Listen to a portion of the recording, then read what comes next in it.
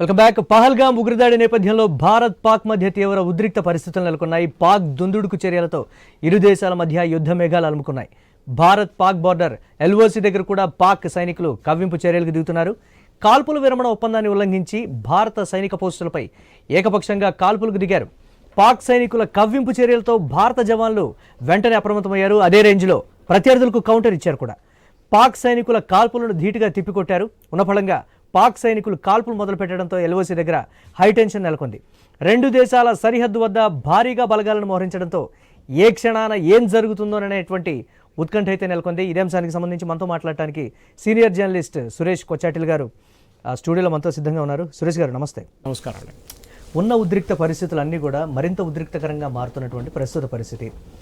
బాహాటంగా బయటకు వచ్చి సింధు జలాల్ని నువ్వు ఆపేస్తే నీ ఊపిరి నేను ఆపేస్తానని ఒక అగ్రనేత మాట్లాడుతున్నాడంటే వై ఆర్ వీ వెయిటింగ్ అనేది ఏంటి, అసలు ఏం జరగబోతుంది? మిలిటరీ ఆప్షన్స్ ఏం చూడక్కర్లేదండి. దీంట్లో రెండు మెయిన్ పాయింట్స్ ఉన్నాయి. మొన్న భారతదేశం చెప్పారంటే మేము ఇండస్ వాటర్ ట్రీటీ నుంచి మేము పుట్టింగ్ పాజ్ అని చెప్పారు.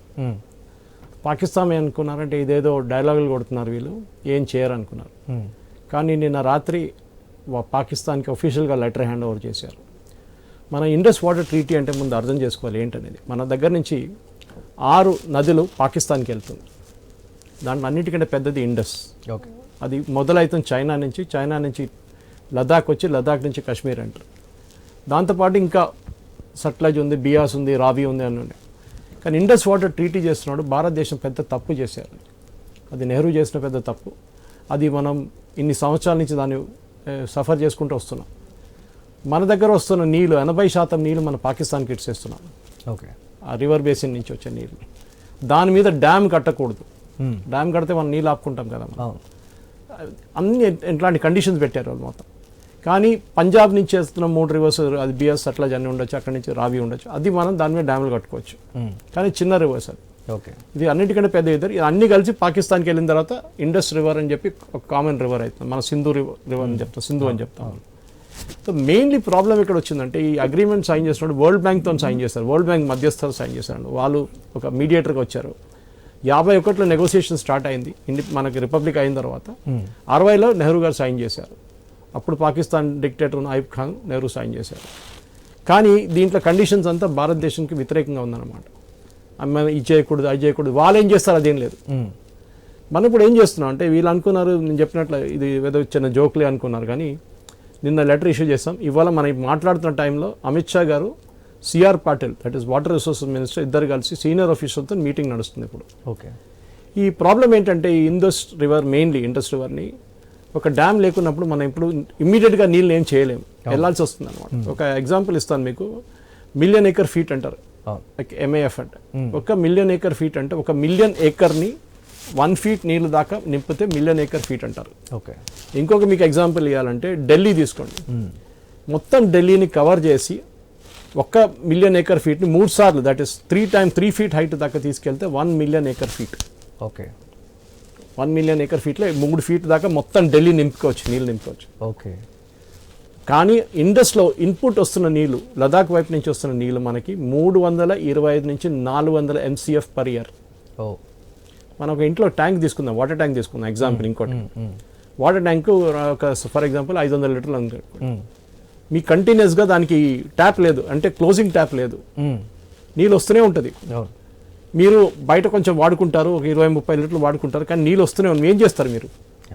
ఏం చేయలేదు, ఓవర్ఫ్లో అవుతుంది నీళ్ళు, లేకుంటే పాదిగిపోతుంది ట్యాంక్, రిలీజ్ చేసేస్తారు. సో ఈ నీళ్ళు మనం ఇడ్చేస్తున్నాం పాకిస్తాన్ వైపు అనమాట. డ్యామ్ కట్టలేదు మనం. ఇప్పుడు ఏం చేయబోతున్నాం అంటే నా అంచనా ప్రకారం మనం ఒక కెనాల్ ఫాస్ట్, ఎందుకంటే డ్యామ్ కట్టాలంటే 10-15 సంవత్సరాలు పడుతుంది, చాలా టైం పడుతుంది. ఇమ్మీడియట్గా ఒక 200 బుల్డోజర్లు తీసుకొచ్చి మనం హిమాచల్ ప్రదేశ్, ఉత్తరాఖండ్ వైపు ఏం చేయలేము మనం, ఎందుకంటే వ్యాలీస్ ఉన్నాయి అక్కడ, ఇట్లా మౌంటైన్స్ ఉంటుంది. పంజాబ్ వైపు నుంచి, ఎందుకంటే ఇది పంజాబ్ వైపు నుంచి కూడా వెళ్తుంది కదా, పంజాబ్ వైపు నుంచి జమ్మూ కాశ్మీర్ నుంచి కెనాల్ డిగ్ చేసుకుంటా అన్ని మన రాష్ట్రాలకు, నార్త్ ఇండియన్ స్టేట్స్కి నీళ్ళు ఇవ్వచ్చు. మనం మస్తు నీళ్ళు ఇవ్వచ్చు. ఓకే, అసలు మనకి నీళ్ళ కిల్లర్ ఉండవు అసలు, అంత ఈజీ అనమాట. కానీ దాని కెనాల్ డిగ్, ఒక canal for example standard international size dig చేయాలంటే మీకు ఇంకొక ఎగ్జాంపుల్ ఇస్తాను. 16 RTC బస్సులు పెడితే ఒక కెనాల్ ఉంటుంది పక్కన పెడితే. ఓకే, ఆ కెనాల్ ఫస్ట్ డిగ్ చేసుకుంటూ పోయి ఈ నీళ్ళని డైవర్ట్ చేయాల్సి వస్తుంది, ఇండస్ నుంచి వచ్చే నీళ్ళని. ఓకే, ఈజీ కాదు, చేయొచ్చు, కావాలంటే చేయొచ్చు. అమిత్ షా గారు ఇంత సీరియస్గా మీటింగ్ పెట్టారంటే దాని మీద ఏదో యాక్షన్ తీసుకుంటున్నారండి. పాకిస్తాన్ ఏమనుకున్నారంటే వీళ్ళ ఉంటే, కానీ పాకిస్తాన్ ఈ నీళ్ళు రాకపోతే ఖతం అయిపోతుంది, మొత్తం ఫినిష్. అంటే వస్తున్నటువంటి చర్చ ఏంటంటే సురేష్ గారు, ఎస్ మనం ఈ విధంగా ఉండేదానికన్నా సరే, ఇప్పుడు కొన్ని దేశాలని ఉదాహరణగా చాలామంది చెప్తున్నారు అంటే యువత అగ్రెసివ్గా సోషల్ మీడియాలో పెడుతున్నటువంటి పోస్టులు ఏంటి అని అంటే, మాటకు మాట మనం బదులిస్తే తప్ప కుదరని పరిస్థితి ఉంటుంది కదా, మళ్ళీ ఎందుకు ఎక్కడికో ఆలోచించి ఏదో చేస్తున్నారు, ఇతర దేశాలు దూకుడుగా వ్యవహరించినట్లుగా మనం కూడా దూకుడుగా వ్యవహరిస్తే పాక్కి ఇమీడియట్గా బుద్ధి చెప్పినట్లుగా ఉంటుంది కదా అనేటువంటి రకరకాల విమర్శలు. వాళ్ళు కాల్పులకు దిగారు.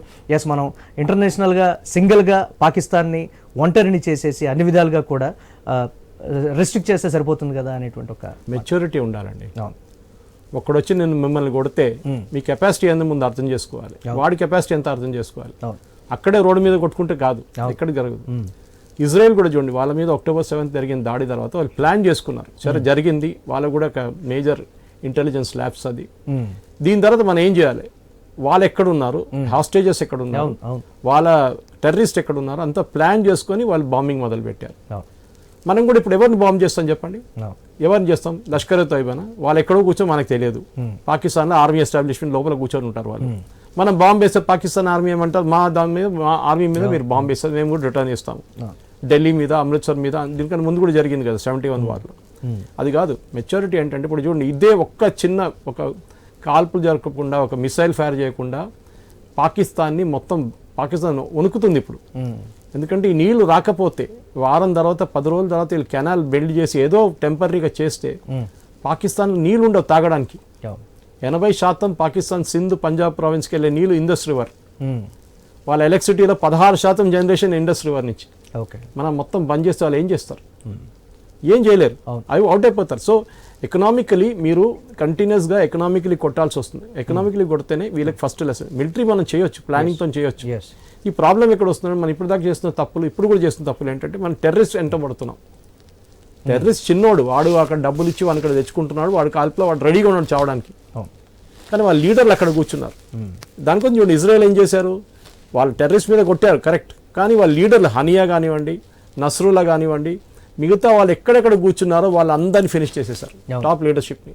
మనం కూడా అదే చేయాలి. కానీ మన దగ్గర టాప్ లీడర్షిప్ అంటే ఇక్కడే ప్రాబ్లం ఏంటంటే, ISI నడిపిస్తుంది ఇదంతా, పాకిస్తాన్ ఇంటర్ సర్వీస్ ఇంటెలిజెన్స్, వాళ్ళ ఆర్మీ యూనిట్ అది, వాళ్ళు చేపిస్తున్నారు. వాళ్ళని కొట్టాలి, that is the most important thing. వాళ్ళని కొడితే డెఫినెట్గా దెన్ ఆ ఇంపాక్ట్ మనకు కనిపిస్తుంది. దాని టైం తీసుకొని చేయాలి మనం. ఏదో మనం సోషల్ మీడియాలో పోస్ట్ పెట్టడం కాదు. మెచ్యూర్ నేషన్ ఏం చేస్తారంటే, మొత్తం ప్లాన్ చేసి మనకన్నా అలైస్ ఎవరైనా ఉన్నారో వాళ్ళకి చెప్తారు. ఇప్పుడు ఇజ్రాయెల్ చూడండి, బాంబ్ చేసే ముందు US ఇన్ఫార్మ్ చేస్తారు, మేము చేయబోతున్నాం, okay we are keeping on the loop అని చెప్తాం.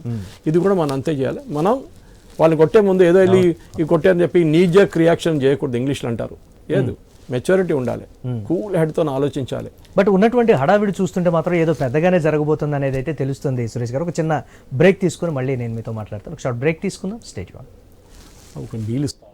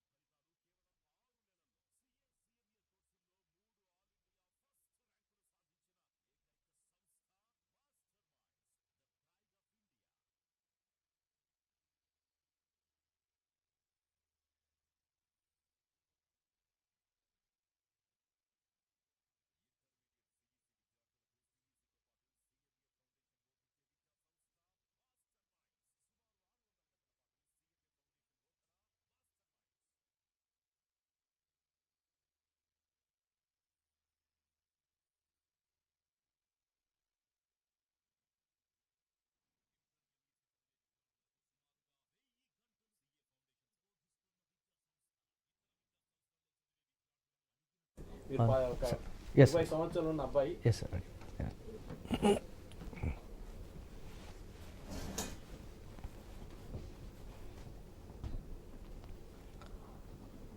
Welcome back. Yes Suresh garu, just ఒక హైదరాబాద్లోనే 208 మంది పాకిస్తానీలు అఫీషియల్గా ఉన్నటువంటి ప్రస్తుత రికార్డ్. అమిత్ షా అన్ని స్టేట్స్ కూడా ఇన్ఫార్మ్ చేసి ఎస్ మీ లిస్ట్ ఇక్కడ ఇంతమంది ఉన్నారని మేము చెప్తున్నాం. Correct. What about the unofficial list? అసలు ఏం జరుగుతుంది? ఎక్కడ ఏం జరిగినా కానీ హైదరాబాద్ అనేది ఒక కేంద్రంగా మారుతున్నటువంటి సిచ్యువేషన్. ఇక్కడ నుంచి మూలాలు వెళ్ళటం, ఇక్కడ నుంచి ఆలోచనలు వెళ్ళటం అన్ని ప్లానింగ్ ప్రకారం జరుగుతుంది. నేను వచ్చే స్టేట్ కేరళ అండి. కేరళలో కూడా ఇదే అంటారు, ఎక్కడ ఏదైనా దాని తోక కేరళలో ఉంటుంది అంటారు. కరెక్ట్. అది కూడా బంగ్లాదేశ్ వాళ్ళు మనం అన్నిటికంటే పెద్ద ప్రాబ్లం. ఎందుకంటే బంగ్లాదేశ్ వాళ్ళని ఒక బెంగాలీని మీరు గుర్తుపట్టలేరు, మీ ముందు తీసుకొచ్చి నిలబడిపిస్తే వాళ్ళ భాషలో అర్థమైపోతుంది. వాళ్ళు మాట్లాడేది బంగ్లాదేశీ వాళ్ళు భాష అని లాంగ్వేజ్ మాట్లాడతారు, బెంగాలీ కాదు. ఓకే. బెంగాలీ మాట్లాడతారు. అవును. సో వీళ్ళు ఈజీగా గుర్తుపట్టచ్చు. కానీ దొంగ కాగితాలు, దొంగ పాస్పోర్ట్లు మనం చూస్తున్నాం. మీరు చెప్పారు హైదరాబాద్లో 200 మంది ఉన్నారు. వాళ్ళ ప్రాబ్లం ఏమైందంటే ఇండిపెండెన్స్ వచ్చినప్పుడు కొందరు అక్కడ ఉండిపోయారు పాకిస్తాన్లో, కొందరు ఇక్కడ ఉండిపోయారు. అన్నయ్య అటువైపు, చెల్లయ్య ఇటువైపు అయిపోయింది. సో వాళ్ళు రెగ్యులర్గా వస్తూ పోతుంటారు. సో వాళ్ళ వీసా ఆపేశారు డెఫినెట్గా. ఓకే. సెకండ్, సార్క్ వీసాస్ అనే ఒక వీసా ఉండే.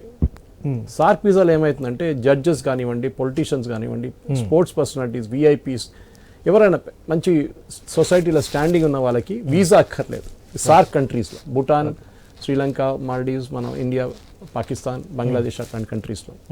దానికి ఏం చేస్తామంటే ఒక కోటా ఉంటుంది అన్ని కంట్రీస్కి, ఎన్ని వీసాలు మీరు ఒక నెలకి ఇష్యూ చేయొచ్చు అని ఒక స్టిక్కర్ ఉంటుంది. ఆ స్టిక్కర్ పెడతారు పాస్పోర్ట్ మీద. అది 1 monthకి వ్యాలిడిటీ ఉంటుంది. ఆ సార్క్ దాన్ని కూడా తీసేశారు ఇప్పుడు, నో లాంగర్ వ్యాలిడ్ అని చెప్పేసి. That is a good step. మూడోది ఏంటంటే వీళ్ళది ఈ మెడికల్ వీసాస్ ఇష్యూ చేస్తారు. మన దగ్గర ట్రీట్మెంట్కి అపోలో లాంటి హాస్పిటల్ ట్రీట్మెంట్కి వస్తారు, చెన్నై కానివ్వండి, హైదరాబాద్ కానివ్వండి, ఈవెన్ కలకట్టా కానివ్వండి. సో ఆ హాస్పిటల్కి వచ్చేటప్పుడు మీరు వాళ్ళని ఇవాళ రేపు హార్ట్ ఆపరేషన్ ఉంది, సర్జరీ ఉందని చెప్పి ఇవాళ తీసేయలేరు అక్కడి నుంచి. ఓకే. వాళ్ళకి కొంచెం టైం ఇవ్వాల్సి వస్తుంది. కానీ మీరు చెప్పిన క్వశ్చన్కి ఈ ఎక్కడెక్కడ ఉన్నారు, ఎక్కడెక్కడ ఇల్లీగల్గా వీళ్ళు దాచుకున్నారు అనేది చాలా కష్టం. ఎందుకంటే over the period of years local politicians, ఇక్కడున్న లోకల్ పొలిటికల్ పార్టీస్ ఓట్ల కోసం వీళ్ళని యూజ్ చేసుకున్నారు. కేరళలో ఫర్ ఎగ్జాంపుల్ వేలాది మంది అక్కడ పాస్పోర్ట్ పోనీయండి, వాళ్ళకి ఓటర్ ఐడి కూడా వచ్చేసినాయి బంగ్లాదేశ్ వాళ్ళకి. ఓకే.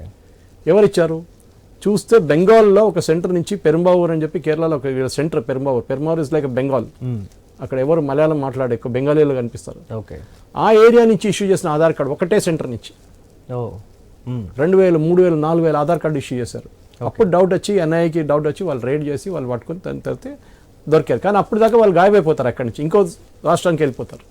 మీరు ఎక్కడ వెళ్తారు? అక్కడి నుంచి మహారాష్ట్ర వెళ్తారు, కర్ణాటక వెళ్తారు, అంతే కదా.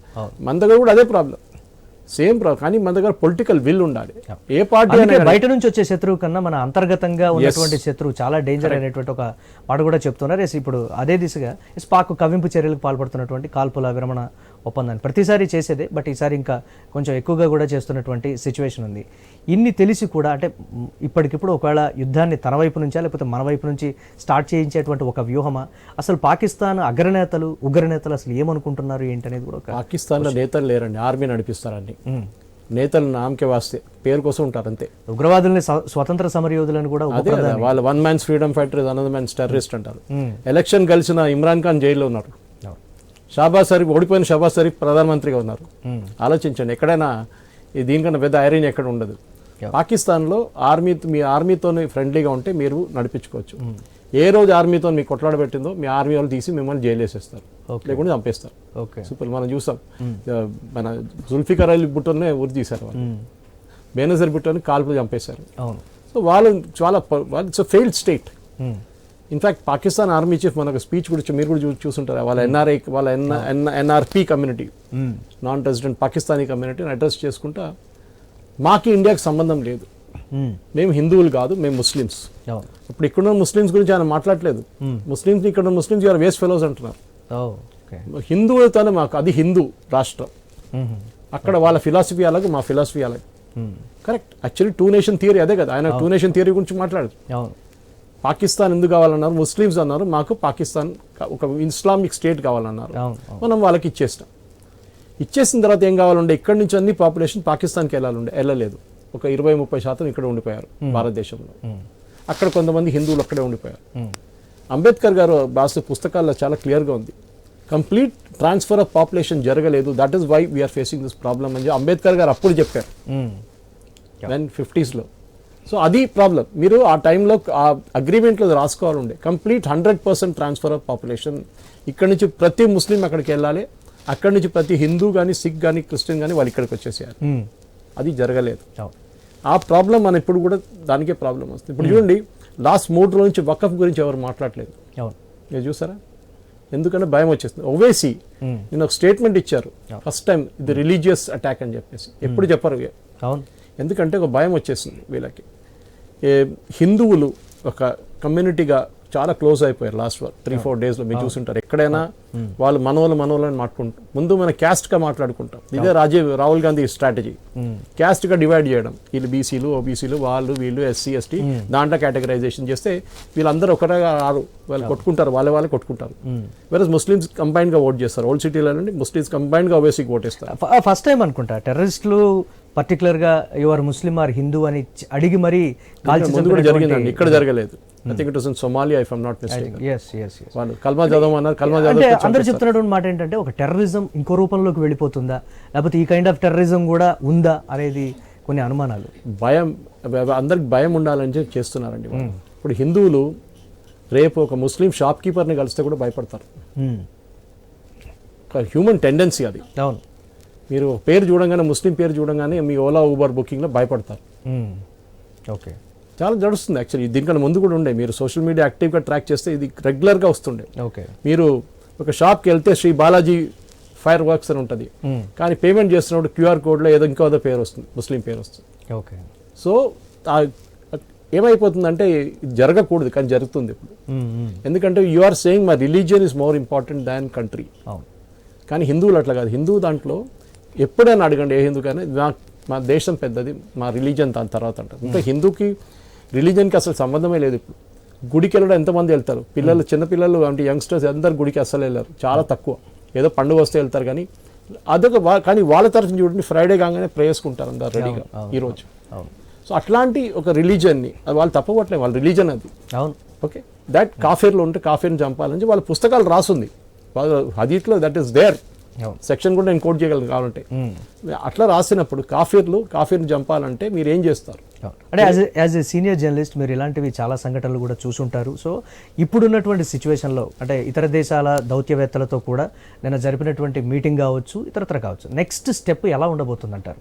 అంటే పొలిటికల్గా కావచ్చు, స్టెప్ బై స్టెప్ చేయాలి. ఫస్ట్ స్టెప్ చేసాం కదా, సెకండ్ స్టెప్ పాకిస్తాన్ ఏం చేశారు? అన్నిటికంటే పెద్ద తప్పు. నిన్న సాయంత్రం షిమ్లా అగ్రిమెంట్ మేము విత్డ్రా చేసుకుంటా అని చెప్పారు. ఎక్సలెంట్ మూవ్, చాలా మంచి మూవ్ మనకి, వాళ్ళకి కాదు. ఓకే, చేసినవాడు వాడు అడ్వైజ్ చేసినవాడు అర్థం కాదు. షిమ్లా అగ్రిమెంట్ నెహ్రూ చేసిన తప్పులాగానే ఇందిరాగాంధీ చేసిన పెద్ద తప్పు. మన దగ్గర 90,000 మంది బంగ్లాదేశ్లో ఉన్న పాకిస్తాన్ ఆర్మీ సరెండర్ చేసిన ప్రిజనర్ ఆఫ్ వార్ మన దగ్గర ఉన్నారు ఆ టైంలో. ఓకే, మనం ఏం చేసాం? షిమ్లా అగ్రిమెంట్లో జుల్ఫికర్ అలీ భుట్టోతో అగ్రిమెంట్ సైన్ చేసాం. ఏది బంగ్లాదేశ్ వార్ మనం గెలిచిన తర్వాత. ఓకే, మనం పాకిస్తాన్ లోపల ఎంటర్ అయ్యి ఆ టైంలోనే 16,000 స్క్వేర్ కిలోమీటర్స్ మనం గుంజుకున్నాం పాకిస్తాన్ దగ్గర నుంచి. Okay, we went right up to Lahore. Okay, Indira Gandhi ఏం చేశారు? 16,000 కిలోమీటర్లు ఇచ్చేశారు. ఓకే, వాళ్ళ తల మీద వచ్చి కూర్చున్నారు ఇప్పుడు. అది మన దగ్గర ఉంటే ఈ టెర్రరిస్ట్ ప్రాబ్లం ఏమి లేకపోతుండే. కశ్మీర్లో 650 కిలోమీటర్లు వాళ్ళకి ఇచ్చేశారు. కొంచెం తీసుకున్నాం తర్వాత రిటర్న్. ఇది ప్రాబ్లం.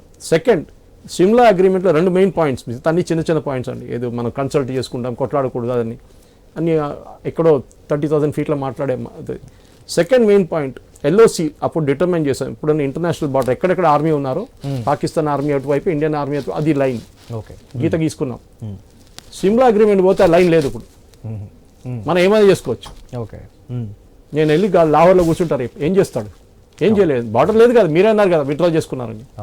దానికోసం చూడండి, ఇండియా చేస్తున్నప్పుడు వాటర్ ట్రీటీ ఒకటే తీసుకున్నారు. ఇండియా దగ్గర కూడా చాలా ఉన్నాయి ఇట్లాంటి ట్రీటీస్ మనం వెనక గుంజుకోవడానికి. కానీ చేసింది వాటర్ ట్రీటీ, ఎందుకంటే దీని ఇంపాక్ట్ పాకిస్తాన్ ప్రజల మీద పడుతుంది. ప్రజలు రోడ్డు మీద దిగుతారు, గవర్నమెంట్ దింపేస్తారు. చూడండి, ఇదే జరగబోతుంది ఇప్పుడు. చాలా మంది చెప్తున్నటువంటి మాట ఏంటంటే, we want again Kargil kind of war అనేటువంటి ఒక మాట చెప్తున్నారు. అప్పుడే పాకిస్తాన్కి గట్టి బుద్ధి చెప్పొచ్చు అనేటువంటి ఒక ఒకవేళ అలాంటి యుద్ధ పరిస్థితులే వస్తే ఎలా ఉంటుందంటారు అసలు? Kargil is a different thing. Kargil was a army to army fight. అంటే వాళ్ళన్నారు మా ఆర్మీ వాళ్ళు కాదు, ఎవరో that kind of serious war, that kind of. ఎందుకంటే ఎక్కడైనా కానీ, ఏ వార్ అయినా కానీ నష్టం ఉంటుందండి. మన ప్రజల దగ్గర చెప్పండి, రేపు పొద్దున్న నుంచి కరెంట్ ఉండదు 10 గంటల కంటే, మన వాళ్ళు ఏమంటారు, ఏడ్చుకుంటారు అప్పుడే ఇమీడియట్గా. ఏంటండి ఇది, అరే వార్ ఉంది కదా, వార్ ఉన్నప్పుడు మొత్తం పక్కన పెట్టాల్సిందంటే. వీళ్ళు వార్ ఎక్స్పీరియన్స్ చేయలేదు, ఈ జనరేషన్ చేయలేదు. 70s నేను స్కూల్లో ఉన్నప్పుడు నేను ఎక్స్పీరియన్స్ చేశాను. కాచిగూడలో ఉంటున్నప్పుడు మేము పైనుంచి రాత్రిపూట మొత్తం లైట్లన్నీ బంద్ చేసేస్తారు ఎలక్ట్రిసిటీ బోర్డు వాళ్ళు. పాకిస్తాన్ ప్లేన్లు వస్తే పైనుంచి బాంబు వేస్తారని చెప్పేసి. ఓకే, ఇంటి మీద గ్లాస్ మీద అంతా బ్లాక్ పేపర్ అంటించేటం. ఈ కల్చర్ మనకు తెలియదు. వార్ అంటే ఏదో తమాషా అనుకుంటారు, బోర్డర్ వరకే పరిమితమైంది అనుకుంటారు. కాదు, మన ఇజ్రాయలీ వాళ్ళు చూస్తున్నారు ఎంత సఫర్ అయ్యారు వాళ్ళు. ఇండియన్స్ అడగండి మీరు అట్లా సఫర్ అవుతారంటే అప్పుడు వద్దు, మాకు యుద్ధం వద్దండి, మాకు పీస్ చేసుకుందాం అని అంటారు. ఓకే, మీకు ఎవడో వస్తే మీ ప్రాబ్లం లేదు కదా. ఆర్మీ వాడు వస్తున్నాడు, కార్గిల్ ఎంతమంది చనిపోయారు మన వాళ్ళు, ఎవరైనా పేరు గుర్తుందా మన వాళ్ళకి? లేదు. మన ప్రాబ్లం ఏంటంటే మనం హ్యాపీగా ఉండాలి, మనకేం కాకూడదు, మా ఫ్యామిలీ సేఫ్గా ఉండాలి. ఎవడో వెళ్ళి కొట్లాడినండి బార్డర్లో, ఈ ఈ ఏం చెప్తారు, మాషో అని చెప్తారు దీన్ని ఇంగ్లీష్లో. వెళ్ళి కొట్రా అని, వాన్ కొట్రా, వీన్ కొట్రా అని చెప్పేసి చెప్పడానికి చాలా ఈజీ. కానీ నేను మళ్ళీ రిపీట్ చేస్తున్నాను, మెచ్యూర్ పొలిటీషియన్స్ ఎప్పుడు టైం తీసుకొని చాణక్య నీతిలాగా ఎప్పుడు కొట్టాలి, ఎప్పుడు చేయాలని చెప్పి డిటర్మైన్ చేసుకొని కొట్టాలన్నమాట. అఖిలపక్ష సమావేశం కూడా నిర్వహించేటువంటి పరిస్థితి ఏంటి? మిగతా పక్షాలు ఎలా రియాక్ట్ అవుతాయి? లేకపోతే ఎస్ మీరేం చేస్తారో చేయండి, సరిగ్గా చేయండి అనేటువంటి ఒక నిర్ణయాన్ని వదిలేస్తుంది. ఇది ఏమైందంటే దీనికన్నా ముందు 2 సార్లు మీకు గుర్తుంటుంది బాలాకోట్ బాంబింగ్, సర్జికల్ స్ట్రైక్ ఒకటి. సర్జికల్ స్ట్రైక్ తర్వాత అరవింద్ కేజ్రీవాల్, రాహుల్ గాంధీ ప్రూఫ్ అడిగారు. చంపిన బాడీలు చూపియండి, బాంబులు పేలిన స్పేస్ చూపియండి. ఎవరైనా చూపిస్తారండి? ఒసామా బిన్ లాడెన్ని అటోబాబాద్లో చంపారు యుఎస్ సీల్స్. బాడీ ఎక్కడ పోయిందో ఎవరికి తెలియదు. యుఎస్లో వాళ్ళ ఆపోజిషన్ పార్టీస్ అడిగారండి బాడీ చూపించమని చెప్పి. ఇది ప్రాబ్లం, మన ప్రాబ్లం. ఇజ్రాయెల్లో ఇంత దాడి జరుగుతుంది, వాళ్ళ ఆపోజిషన్ పార్టీ క్యాబినెట్లో కూర్చున్నారు, క్యాబినెట్ మెంబర్గా చేర్చారు వాళ్ళని ఈ టైంలో. ఓకే, వాళ్ళ దగ్గర కాపరేషన్ ఉంటుంది, మన దగ్గర అది కాదు. మన దగ్గర ఈ మోదీని ఎట్లా కిందకి దింపాలి, మోదీ మీద ఎట్లా ఇంటెలిజెన్స్ ఫెయిలియర్ అంటే ఏంటండి? యాక్షనబుల్ ఇంటెలిజెన్స్ ఉండాలి. ఈ క్యాంప్ మొన్న హత్య జరిగిన క్యాంపు 2 రోజుల ముందు ఆ హోటల్ ఓపెన్ చేసిండు. ఓకే, పర్మిషన్ లేదు దానికి. ఓకే, ఎవరికి చెప్పకుండా ఓపెన్ చేసేస్తుంది. ఇది ఎట్లా అంటే మనం ఇక్కడ నుంచి మీరు ఒక 2-3 కిలోమీటర్ల దూరం ఒక టెంట్ వేసుకొని ఒక 50 మందిని కూర్చోబెడితే ఫుల్ అయిపోయింది మొత్తం. టూరిస్టులు 2 కోట్ల మంది టూరిస్టులు లాస్ట్ ఇయర్, ఈసారి కూడా అంతే. ఎక్కడ అకామిడేట్ చేస్తారు? దుకాణదారులు కూడా మమ్మల్ని తప్పుదోవ పట్టించారు అనేటువంటి. అదే, సో తీసుకెళ్ళి ఏం చేస్తారు, కొంచెం దూరం కూర్చోబెట్టి మీరు అక్కడికి వెళ్తే ఆ టైంలో మీకు తెలుసు అక్కడ మ్యాగీ నూడిల్స్ అన్నిటికంటే ఫేవరెట్, ఈజీ తయారు చేయడం. అంత సర్వ్ చేసి తరఫున అప్పుడు జరిగింది దాడి.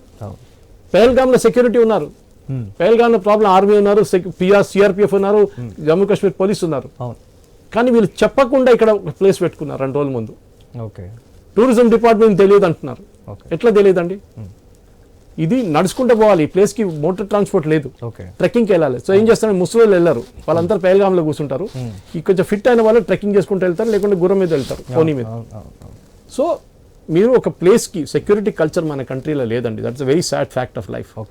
ఇజ్రాయెల్ చూడండి, 18 కాగానే మీరు కంపల్సరీ ఆర్మీ సర్వీస్ చేయాల్సింది, కంపల్సరీ మిలిటరీ సర్వీస్ 3 సంవత్సరాలు. ఆర్మీ విషయంలో కూడా సరైనటువంటి స్ట్రెంగ్త్ ఉందా అని అంటే, ఆర్మీ అనేది స్ట్రెంగ్త్ టుడే యుక్రెయిన్ వార్ తర్వాత స్ట్రెంగ్త్ కాదు ఇంపార్టెంట్, టెక్నాలజీ ఇంపార్టెంట్. యుక్రెయిన్లో ఎంతమంది సోల్జర్ మీకు గ్రౌండ్లో కనిపించారు? జమ్మూ కాశ్మీర్లో కండిషన్స్ అన్ని కూడా డిఫరెంట్గా ఉంటాయి కదా. అక్కడ టెక్నాలజీ కన్నా ఎక్కువగా కూడా సియాచిన్ కావచ్చు, లేకపోతే ఇతరత్ర వెళ్ళి చేయాల్సిందే టెక్నాలజీ ఏంటండి. ఇప్పుడు డ్రోన్తో వార్ నడుస్తుంది, ఇప్పుడు కూడా డ్రోన్ యూజ్ చేస్తున్నాం మనం అక్కడ. సో మనం ఏం చేస్తున్నాం అంటే ఆర్మీ ఏజ్ తగ్గిస్తున్నాం. మన ఆర్మీ యావరేజ్ ఏజ్ 35 నుంచి 45 నడిమిట్లో ఉంటుంది. మనకు అందరికి తెలుసు, 25 సంవత్సరాలు 25 సంవత్సరాల అబ్బాయికి 45 సంవత్సరాలకి ఆయన ఒక మిడిల్ ఏజ్ ఆయనకి ఫిట్నెస్ చాలా డిఫరెన్స్ ఉంటుంది. ఓకే, మీరు కొండ మీద ఎక్కాలంటే ఫాస్ట్గా వెళ్ళి ఎక్కడంటే యంగ్స్టర్ వెళ్ళిపోతాడు అక్కడక్కడ అని. సో మనం ఏం చేస్తున్నాం, వరల్డ్ వైడ్ చైనా కూడా చేశారు, యుఎస్ చేశారు, రెడ్యూస్ చేస్తున్నారు ఆర్మీ ఏజ్. మన దాంట్లో ఆల్రెడీ షార్ట్ సర్వీస్ కమిషన్ అని ఒకటి ఉంటుంది ఆఫీసర్ లెవెల్లో.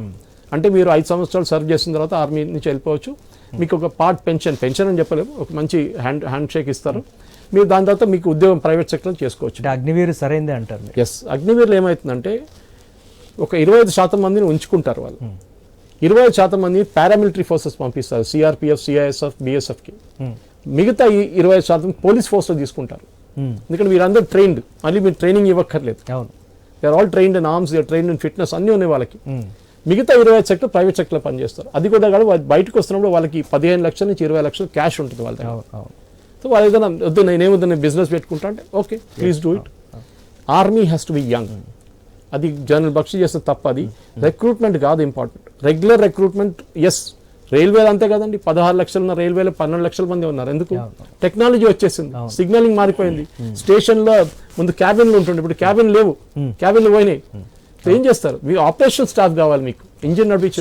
సో ఫైనల్ గా ఎలా ఉండబోతుంది అంటారు? ఇండియా పాకిస్తాన్ మధ్య ఇది అంతర్జాతీయ సమస్యగా ఉంటుందా, లేకపోతే జస్ట్ ఒక రెండు దేశాల మధ్య ఉంది కాబట్టి ఎస్ మీరు పరిష్కరించుకోండి అని కొన్ని దేశాలు కూడా అంతర్జాతీయ సమాజంలో వదిలేసినటువంటి పరిస్థితి ఉంది కొంతకాలం క్రితం. సో అలానే మిగతా దేశాలు ఎందుకు ఇంటర్ఫియర్ చేస్తారంటే ప్రాబ్లం వచ్చినప్పుడు ఇంటర్ఫియర్ చేస్తారు. ఓకే, బాంబు వెళ్ళి పాకిస్తాన్లో పడకుండా వెళ్ళి ఖతార్ మీద పడితే ప్రాబ్లం అవుతుంది. ఓకే, అది ఇష్యూ అనమాట. సో దానికోసం ఇజ్రాయెల్ గాజా వార్ జరిగినప్పుడు అందరు ఎందుకు ఇంటర్ఫియర్ అయ్యారంటే ఇక్కడ కూడా కొడుతున్నారు, ఇటు లెబనాన్కి వెళ్తుంది, అటువైపు హూతీలకి వెళ్తుంది, ఇటువైపు గాజా మీద ఆక్యుపైడ్ వెస్ట్ బ్యాంక్. దానికోసం జార్డన్ భయపడుతున్నారు, ఈజిప్ట్ భయపడుతున్నారు, సిరియా భయపడుతున్నారు, లెబనాన్ భయపడుతున్నారు. Because it becomes an international problem. మనం ఏం చేయాలంటే ఐ థింక్ అమిత్ షా గారికి మన మెచ్యూరిటీ, మోదీ గారికి ఉన్న మెచ్యూరిటీ మెచ్చుకోవాలి. ఏదైనా కానీ ఒక ఇంట్లో కూడా మనకు ఒక క్రైసిస్ వస్తే పెద్దోళ్ళు ఎట్లా రియాక్ట్ చేస్తారు చూడండి. యంగ్స్టర్స్ అంటారు ఇల్లు కొట్టేద్దాం రమాన్ని అంటారు, అక్కడ కూర్చో ఆవేశంతో ఉంటారు. అనుభవం అనేది ఇక్కడ చాలా ఇంపార్టెంట్. మీరు కూల్ గా ఆలోచించండి, ఎక్కడ వెళ్ళదు, పాకిస్తాన్ అక్కడే ఉంటుంది కొట్టడానికి. ఇవాళ ఏదో గాయమైపోరు కదా అక్కడ. అంటే మనం జరిగినటువంటి ఘటనకైతే దేశం మొత్తం కూడా యువత ఉడికిపోతుంది, అసలు ఎలా చేయాలి, ఏదో ఒకటి చేయాలి అనేటువంటి దానికి సంబంధించి మీరు చెప్పినట్లుగా అనుభవం చాలా మంచి వర్క్ చేస్తుంది అనేటువంటిది అయితే కన్ఫర్మ్ అయింది. రైట్, థ్యాంక్ యూ సురేష్ గారు, థ్యాంక్ యూ అండి.